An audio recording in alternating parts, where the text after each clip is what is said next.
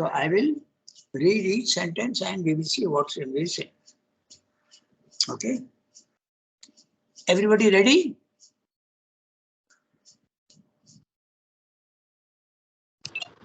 Yes, sir. Please.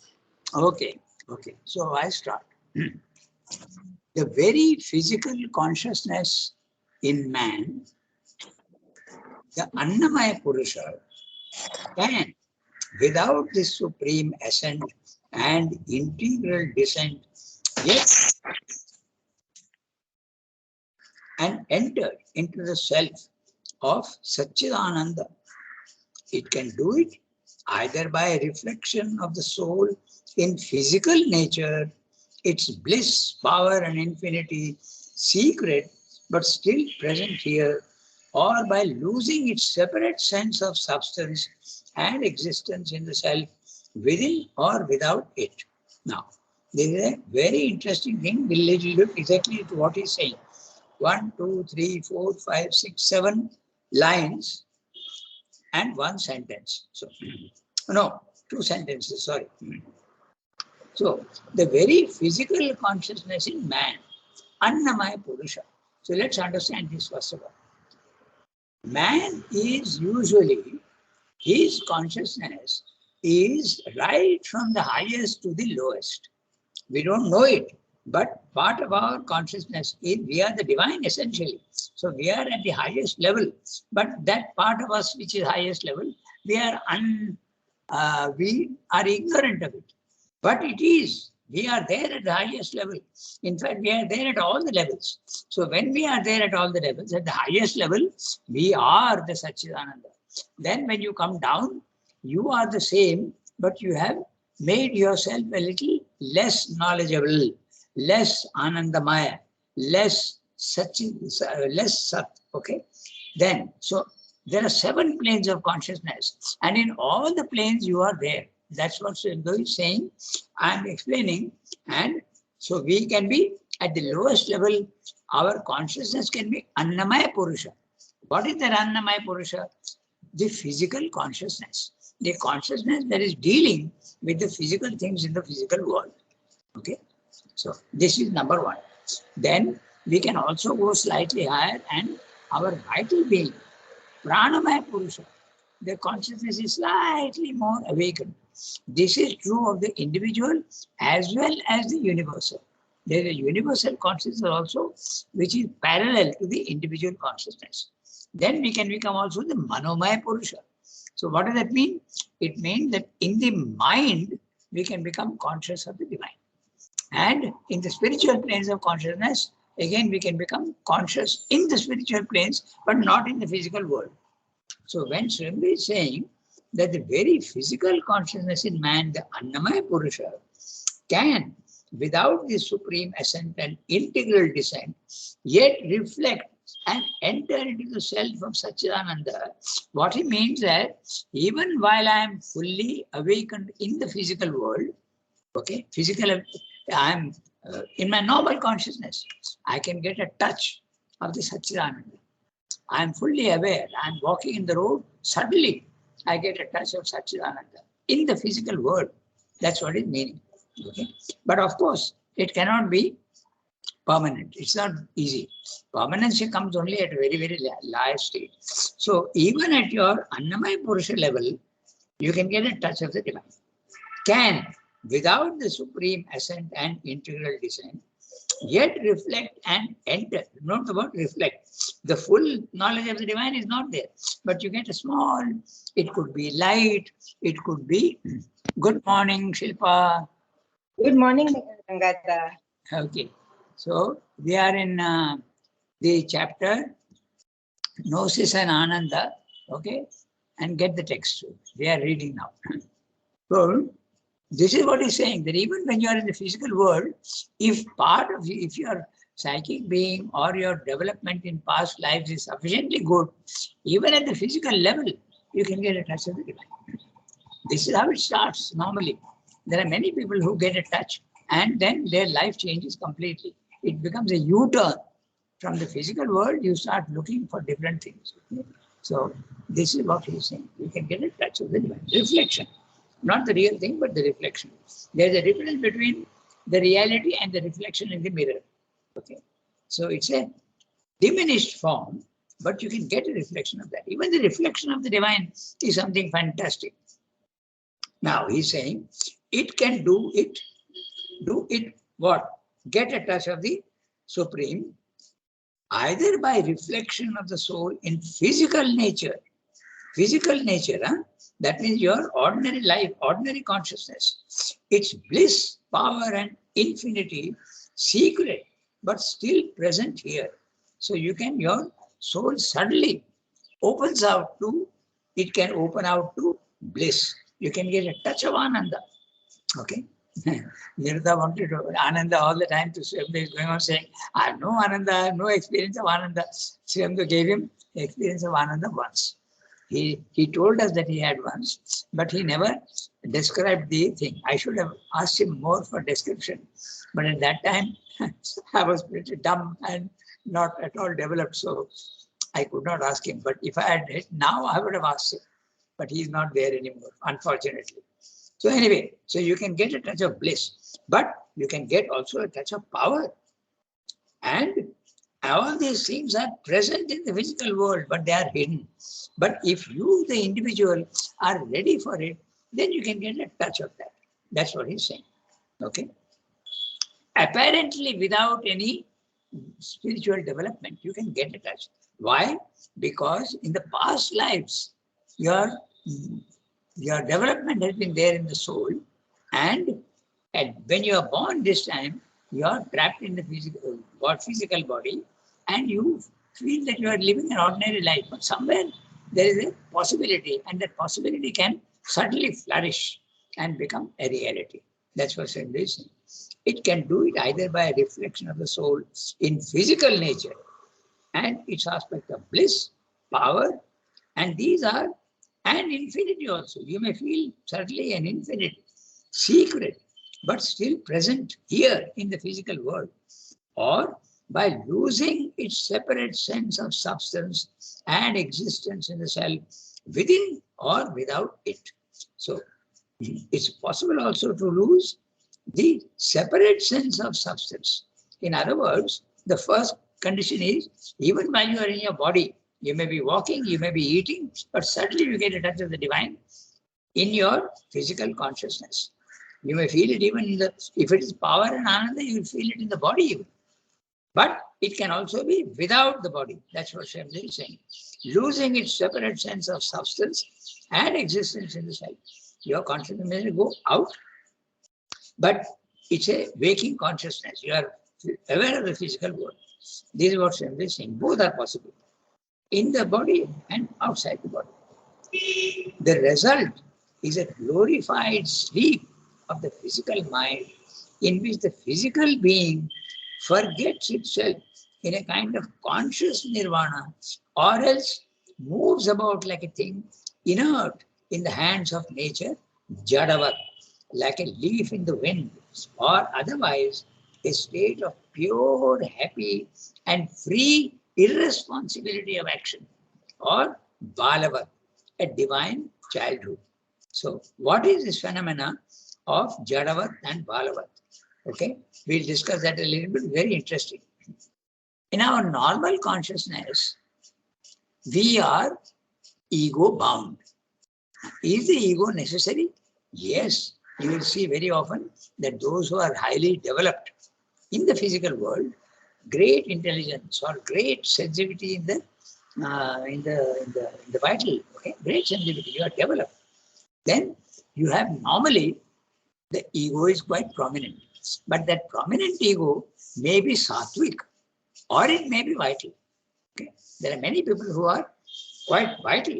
Look at Vivekananda. Okay, he was such a developed soul, but he was very vital. He used to get angry very easily. He had tremendous strength.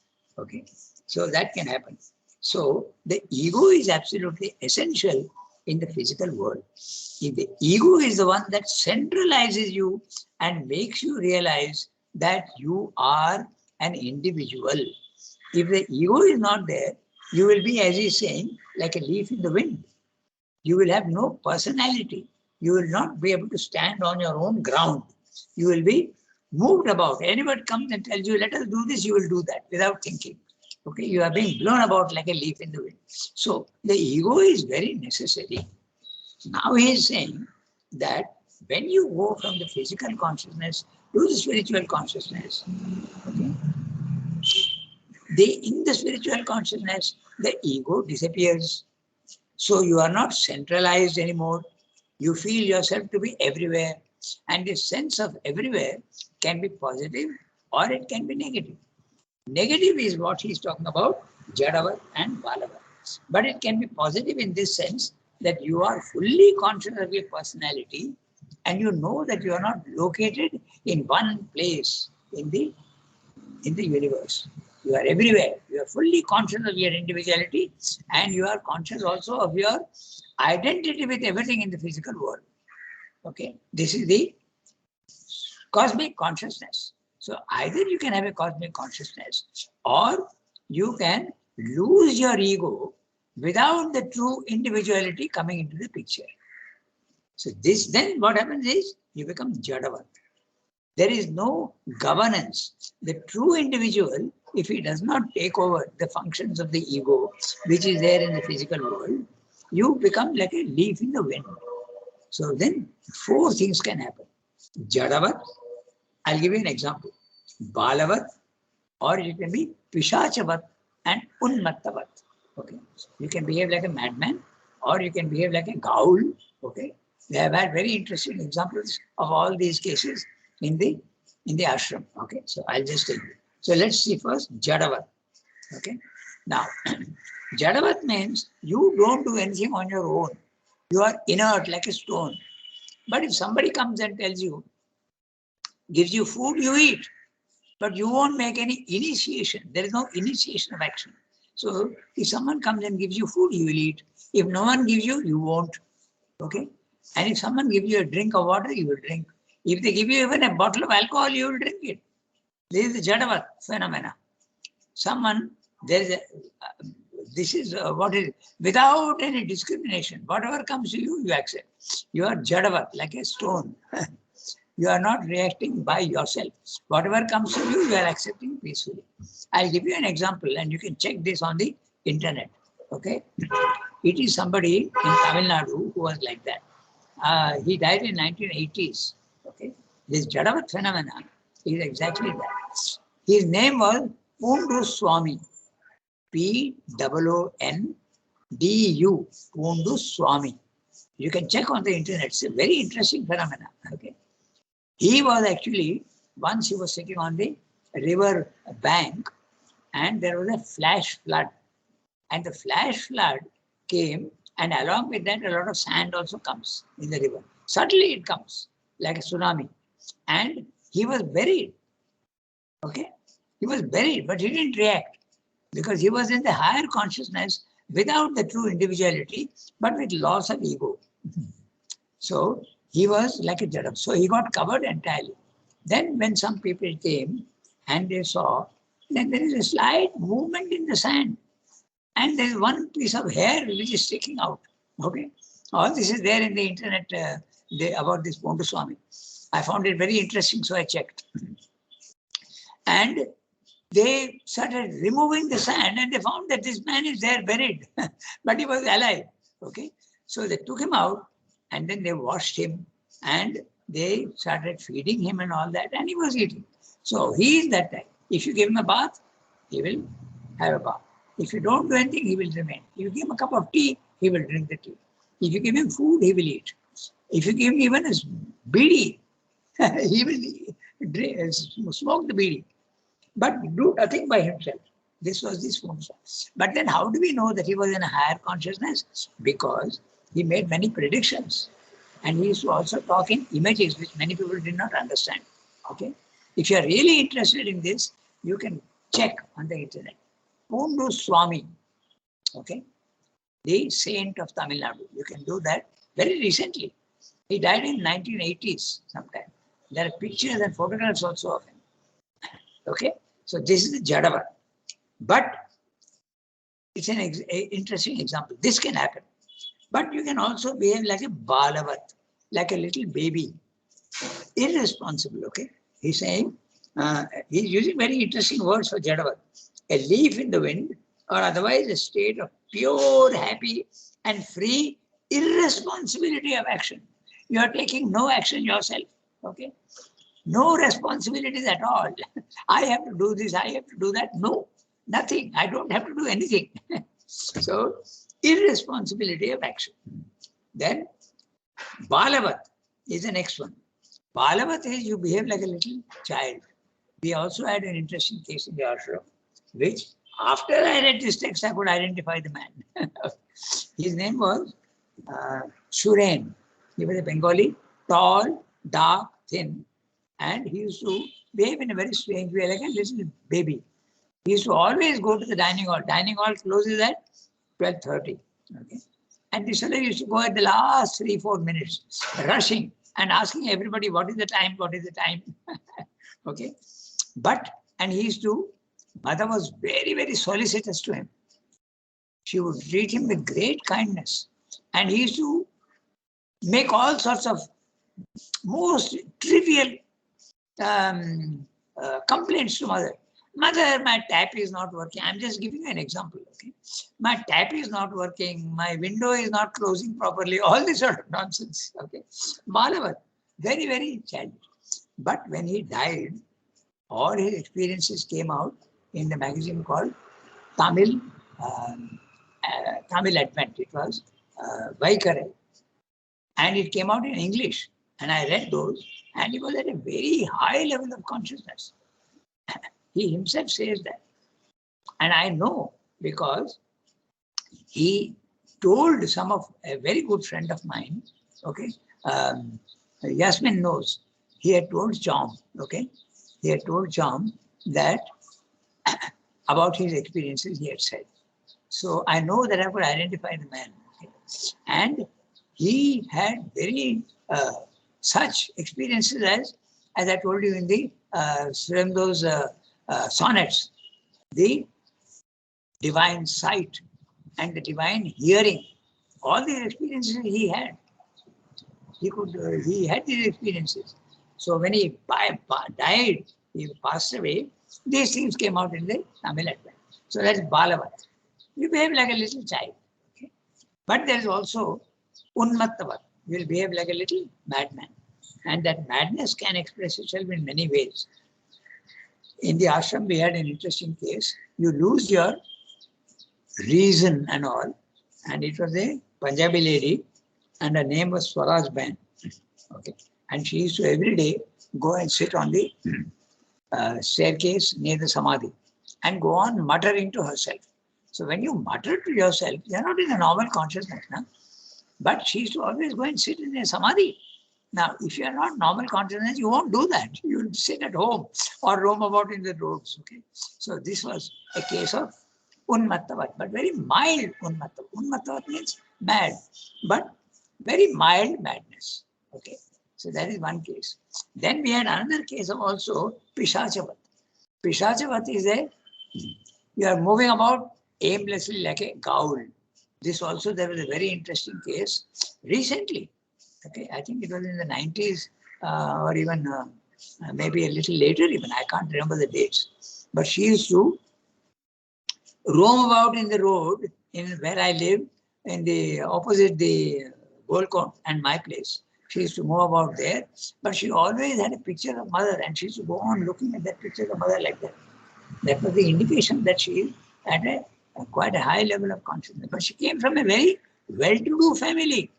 But she would only wear that one gown, and when the family came and told her that why don't you take a room and remain there, and we will provide you all the facilities.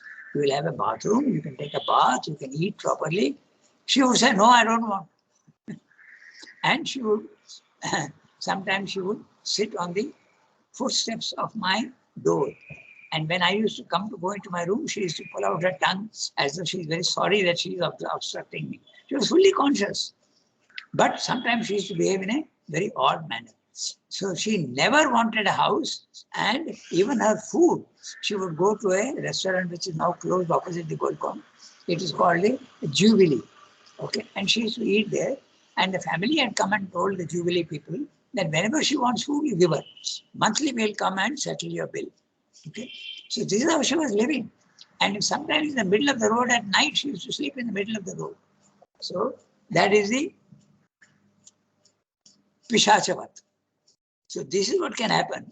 See how important your ego is. Okay. It centralizes you, gives you a purpose and a motive in life. If that is not there, you will be aimless. You remember Mother's Science of Living? The first sentence is, your life must have an aim. An aimless life is a miserable life. So when the ego is not there, it becomes an aimless life. So when the ego is there, it centralizes you, gives you a motive, and you want to do something definite with yourself. But the ego is restrictive. And when you go to the spiritual level of consciousness, the ego disappears. So there is no governance. There is no governor. So the governing must be taken over by the true individual. But sometimes the true individual has not yet come. Then this phenomena takes place. Jadavat, Balavat, Unmattavat, Pishachavat. Swami has dealt with this elsewhere also. Okay. And it's a very interesting. Even Life Divine has dealt with this question. So many possibilities in the spiritual field. So this is what he's saying in this paragraph. Okay. So now I continue with the text. Because it is so interesting and the examples are there, we understand exactly what he's saying. A divine childhood, okay, Balavat. But this comes without the higher glories of knowledge and delight, which belong to the same status upon a more exalted level. So this is at the physical level. This Jadavat, Unmatavat, Balavat, Pishachavat can happen when you have a touch of the divine in your physical consciousness, the Annamaya Purusha. But when you get it in the Pranamaya Purusha and the Manomaya Purusha, there is a consciousness and there is a purpose and the true individuality is there. So you are not moving about aimlessly. Although you may be at a higher level of consciousness, you are fully conscious and in control of your life in the higher levels. That's what Siddhi is saying. But this comes without the higher glories of knowledge and delight, which belong to the same status upon a more exalted level. So at a higher level, your consciousness is there, but it comes with a more purpose. It's an inert realization of Satchidananda in which there is neither any mastery of the Prakriti. So note the words, there is no master of the Prakriti. What does it mean? You are not in control of your body and your vital, nor your mind. You're just like a stone. Okay. No mastery of the Prakriti. You are not in control of your body, your vital and your mind. By the Purusha, nor any sublimation of nature into her own supreme power, the infinite glories of the Parashakti. So you can get a touch of the divine at the lower level, then there's usually a dislocation. That's what Sri is saying. Yet, these two, this mastery and the sublimation, are the two gates of perfection, the splendid doors of the supreme eternal. Even from there, you can go into the higher planes of consciousness. Even when you get touch of the divine in the physical world. Okay? So, this is what should be saying. So now, we go to the next para. I have to.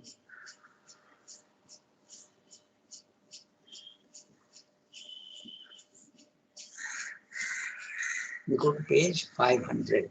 Just 1 second. My computer is not cooperating.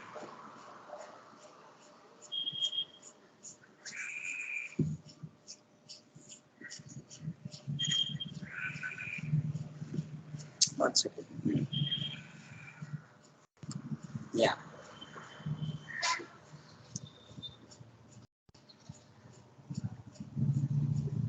Yeah.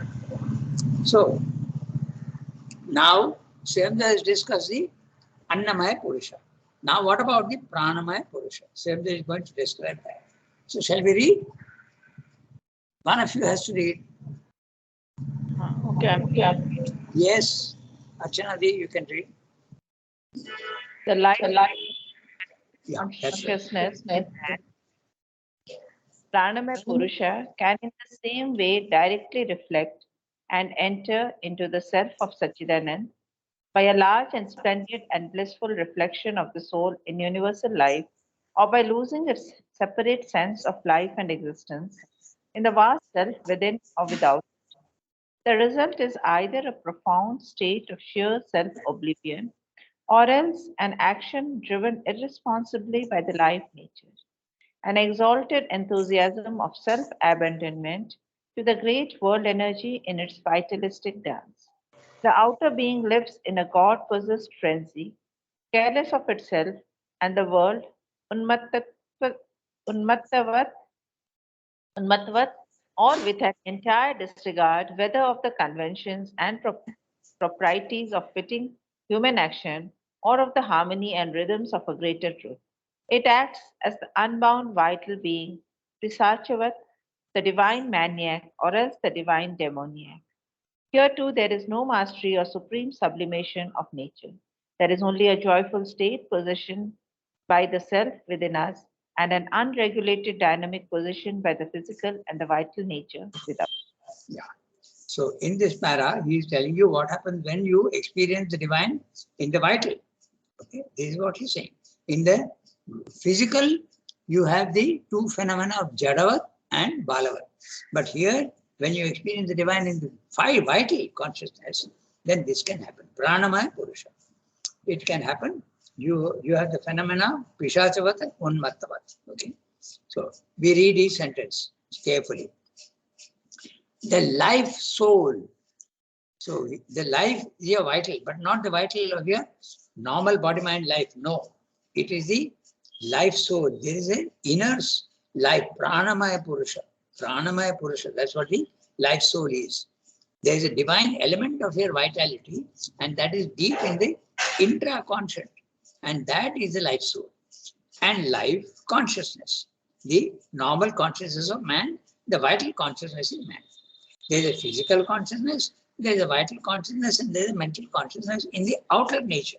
So now he is talking of the life consciousness in man, that is your vital consciousness. Pranamaya Purusha. But it's a Purusha inside. Outside there is no Purusha. Okay. Inside there is the Pranamaya Purusha. Can in the same way directly reflect and enter into the self of Satchidananda by a large and splendid and blissful reflection of the soul in universal life. Okay, so here there's the element of Ananda which comes in by a large and splendid and blissful reflection of the soul in universal nature. Not knowledge, but only the element of Ananda and maybe sometimes even power. Okay, so in universal nature, or by losing its separate sense of life and existence in the vast self within or without it. Okay, within or without it. That means you are in the vital consciousness, but you can be conscious or you may not be also conscious. Again, the same thing like the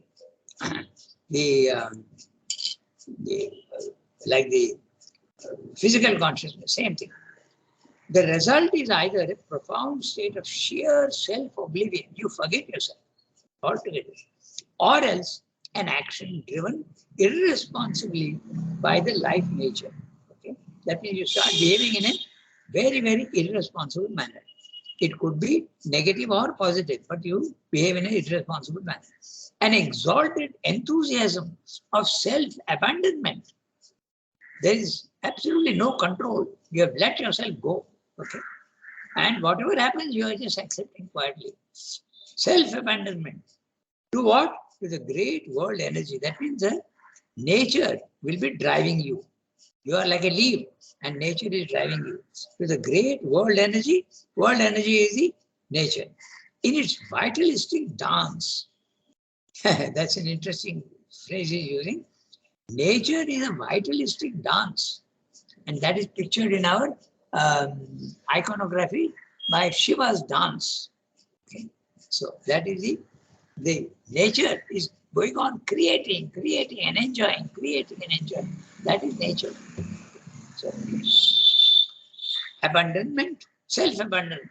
You're not in control of yourself. You let yourself go and you're allowing the nature to enter into you and you are enjoying that bliss. Okay. It's vitalistic dance. The outer being lives in a God-possessed frenzy, careless of itself and the world. Unmattava. Careless of itself and the world. You are not in control of yourself nor of the world. What is happening? Unmattava. Unmattava, madness. Okay. Like a madman. Or with an entire disregard, whether of the conventions and properties of fitting human action or of the harmony and rhythms of a greater truth. So you may behave in a most strange manner. You may even go about naked. Okay. So that's what he's saying. And you don't consider the normal moral conditions, conventions and proprieties of fitting human action. This whole phrase means only moral action. Convention. Morality is a convention. Proprieties, not properties. Huh? Propriety. Propriety is correct behavior. Okay. It's not proper of you to do something they say. So propriety is the right action. So that is not there when you experience the divine in the vital. Without the ego. Proprieties of fitting human action or of the harmony and rhythms of the greater truth. The greater truth is not there, nor is there the normal moral condition. This is what happens. And then you have it acts as the unbound vital being, Vishachavat. That was the phenomenon I told you about that lady who used to be there, just moving about without any, like a divine maniac, or else a divine demoniac. So a divine maniac, something slightly positive, but it can also be something not very positive in the physical world. Immoral actions also is possible. Divine demoniac, or it can be a divine maniac, both. It can be negative and positive. But one thing is common to both, no responsibility and no moral behavior. Vishachaka. Here too, there is no mastery or supreme sublimation of nature. The divine is expressing himself in your vital, which is at the almost at the normal lowest level. The lowest level is the body, mind, life, which is the Annamaya Purusha, but now you are in the Pranamaya Purusha, very low, but you have experienced the touch of the divine there. There is only a joyful, static possession. Note the word static possession. And what does that mean? Static possession means, one second. There is only a static possession by the self within us and the unregulated dynamic possession. So, dynamic possession, nature is making you move out, but it is unregulated. There is no controlled action. Okay?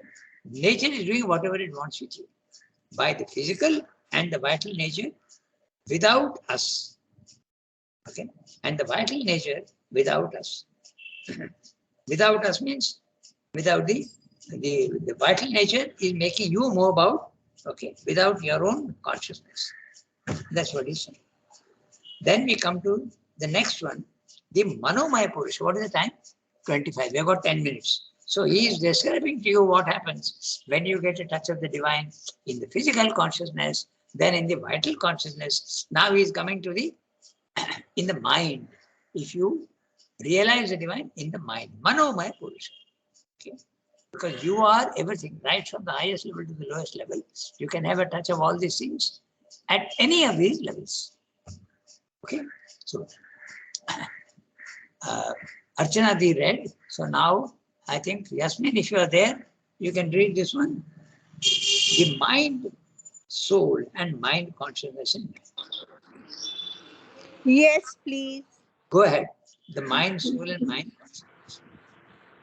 The mind, soul, and the mind consciousness in man, Manomaya Purusha, can in the same direct way reflect and enter into Sachidananda by reflection of the soul as it mirrors itself in the nature of pure universal mind, luminous, unwalled, happy, plastic, illimitable, or by absorption in the vast, free, unconditioned, uncentered self within it and without it. The result is either the immobile cessation of all mind and action or a desire free, unbound action watched by the unparticipating inner witness. The mental being becomes the eremite soul, alone in the world and careless of all human ties, or the saint soul that lives in a rapturous God nearness of felicitous identity and in joyful relations of pure love and ecstasy towards all creatures.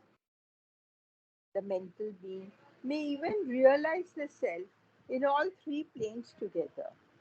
Then he is all these things alternately, successively, or at once. Or he may transform the lower forms into manifestation of the higher state.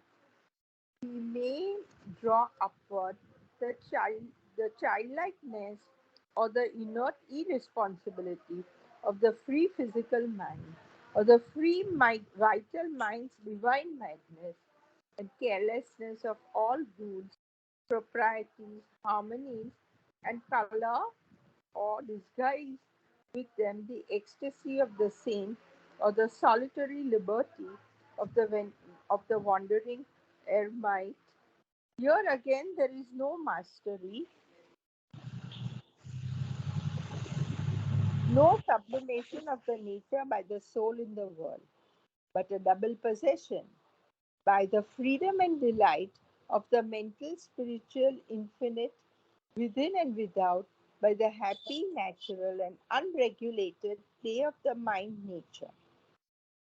But since the mental being is capable of receiving the gnosis in a way in which the life soul and physical soul cannot receive it, since he can accept it with knowledge through only the limited knowledge of a mental response, he may, to a certain extent, govern by its light his outer action, or, if not that, at least bathe and purify in it his will and his thinking. But mind can arrive only at a compromise between the infinite within and the finite nature without it. It cannot pour the infinity of the inner being's knowledge and power and bliss with any sense of fullness into the external action which remains always inadequate. Still, it is content and free because it is the Lord within who takes the responsibility of the action, adequate or inadequate, assumes its guidance, and fixes its consequence. Very clear description of the experience of the divine at the mind level, the Manomaya Purusha. He is given very, very clear indications of what he is. Next paragraph, we will go to the Vijnana Purusha, the higher spiritual plane of consciousness. One by one, he is dealing. First, he dealt with the Annamaya Purusha, what happens. You can become Jadavat, Kapalava. Then you can experience it in the Pranamaya Purusha, the vital. And then also there can be two phenomena of Unmattavat and Pishacha. Now, in the mind, when you experience the mind, what happens? He is explaining. Okay? We don't have much time, we have 5 minutes, but we can see roughly, we can start looking at what he says. The mind, soul, English words, but his meaning, Manomaya Purusha. The consciousness in man, which is at the level of the mind, okay, in the intra-conscious. Your consciousness can have a level of the mind, it can have a consciousness at the vital level, it can have a consciousness at the physical level, it can have your consciousness can also be at the spiritual level or even the supramental level, but you have to make an effort to get there. It is there, but you have to climb. It's like a mountain.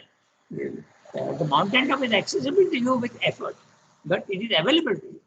You are Part of you is there. That's what Sid is saying. So this is the experience of the Manomaya Purusha in the mind. Can, in the same direct way, reflect and enter this Satchidananda by a reflection of the soul as it mirrors itself in the nature of pure universal mind. Universal mind, okay? Your individual mind becomes the universal mind. And what is its characteristic? Luminous, full of light, unwalled, no limitation. Okay? Happy. There's a calm, quiet happiness. It's the experience of the self. Plastic, illimitable. He's using the words unwalled and also illimitable. Or by absorption in the vast, free, unconditioned, uncentered self within it and without it. So, uncentered self. At our level, this centered self becomes the ego. But in the spiritual plane of consciousness, the ego disappears and your self is uncentered. What does that mean? It means it is there everywhere, like the salt in the sea. Okay, it is there everywhere.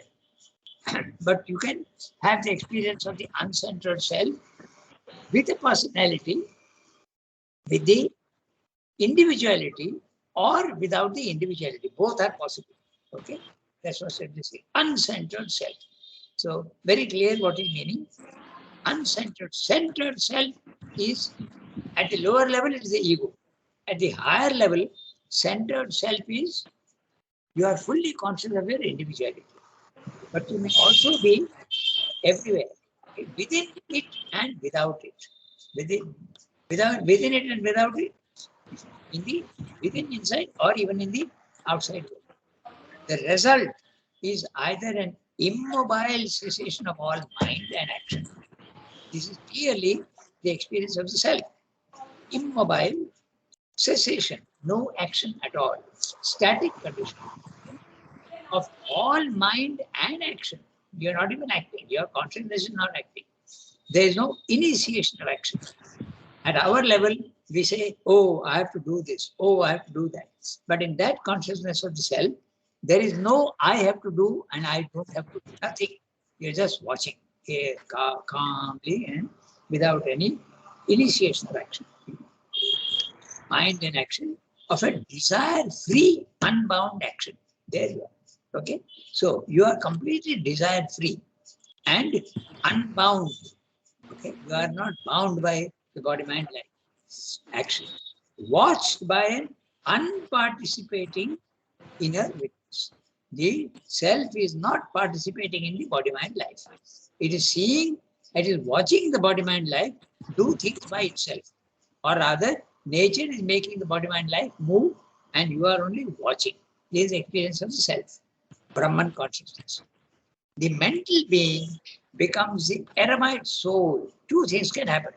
Either you then become an eremite soul. Eremite, the one who is a hermit. So he can move about or he can go away from the physical world. Okay, you become the eremite. Normally, the eremite soul is aspect of knowledge. Okay, eremite soul alone in the world and careless of all human ties. You don't care for the world at all. All attachment disappears. Careless of all human ties. One word, not attached. No attachment at all to anything. Or you can have the experience of the saint soul. Then it is not knowledge, but it is more the Ananda aspect and the relation with the divine. Saint soul that lives in a rapturous God nearness or felicitous identity and in joyful relations of pure love and ecstasy towards all creatures. This is the experience that happens many times, and a very good example in the West is Saint Francis of Assisi. He was in full sympathy with everything in the physical world, all animals. He used to call even the wind, brother sun. Okay, so and he used to enjoy all these things. So, typical example of that. But even part of that, even with your higher level of consciousness, there is a joyful relation with everything. Mother used to love all animals. Okay, there are very interesting examples in story of mother with cats, and also they are even recorded. And there was one dog, okay, and it was he was a golden color, and he used to go with a basket of flowers on his neck every day. He used to go to sleep. Lucky fellow. So mother also was also very fond of animals. There's one picture of her in Leicestershire uh, fondling a small lamb, and you can see it, the attitude which she's doing that. She used to even feed a crow. So this is the nearness to all creatures. Even Raman Maharshi had that same uh, relation with animals. There was a cow, and the cow's name was Lakshmi, and it used to come into the hall, and everybody used to chase the cow out because you can't have a cow in a hall, meditation hall. But it used to come, and Raman Maharshi said, "Don't disturb." Or sometimes even monkeys used to come in. That place, Tiruvannamalai, is full of monkeys everywhere. Like all our Indian villages with plenty of monkeys were there everywhere. When I was in a place called Atmakur, okay.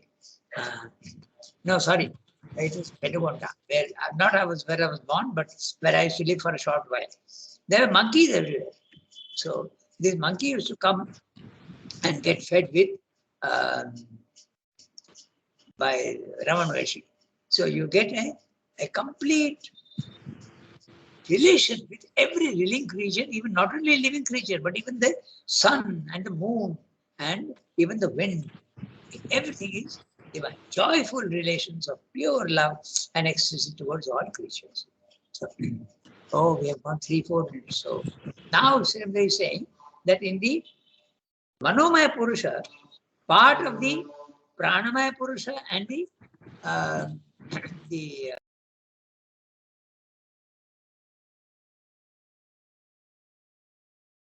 once. So that's possible. Or he may transform, okay? Or he may transform the lower forms into manifestations of the higher state. He may draw upwards the childlikeness or the inert irresponsibility of the free physical mind or the sublimation of the nature by the soul in the world, but a double possession. So there's a little more, but we'll finish it next time because we have gone far beyond our time. Okay, so this is what he's saying. So you can experience the divine at a physical level, at a vital level, at a mental level. So we'll stop here today. Okay, and tomorrow we have the essay on the Gita, right? Yes. Yeah. So we'll do that. Okay. Au revoir, everybody. Thank you, Angada. Shriman, Suki, all, au revoir, and have a nice day. Merci